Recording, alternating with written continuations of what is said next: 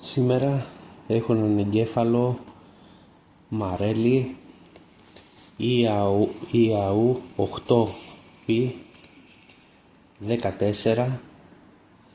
Είναι από Peugeot 406 1600 κυβικά 8 βάλβιδο που ήταν εκείνη την περίοδο 1998-99-2000 με τον Marelli τον εγκέφαλο. Το αυτοκίνητο κλασικά Peugeot εκείνης της δεκαετίας δεν παίρνει μπρος, μπλοκάρει το immobilizer. Έτσι έχουμε τον εγκέφαλο εδώ πέρα, να κάνουμε backup τα δεδομένα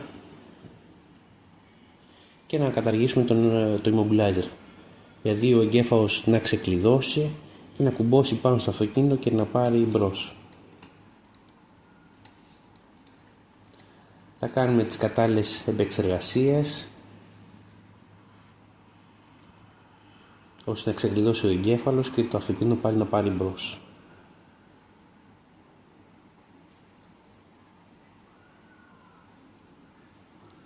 Πάμε να το επεξεργαστούμε.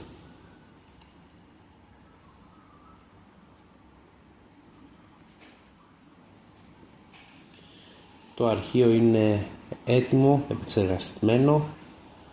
Πάμε τώρα να γράψουμε αυτές τις τροποποιήσεις στον εγκέφαλο ώστε να καταργηθεί ο εγκέφαλος και να πάρει μπρος το αυτοκίνητο πάλι.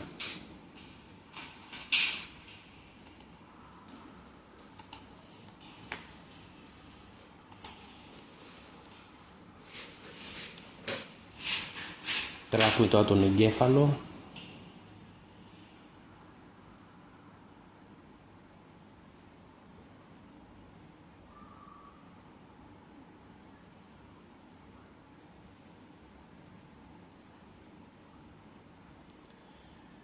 Είναι ο επεξεργαστής αρχαίος παλιός επεξεργαστής MC68HC11, πάρα πολύ παλιός και δύσκολος επεξεργαστής.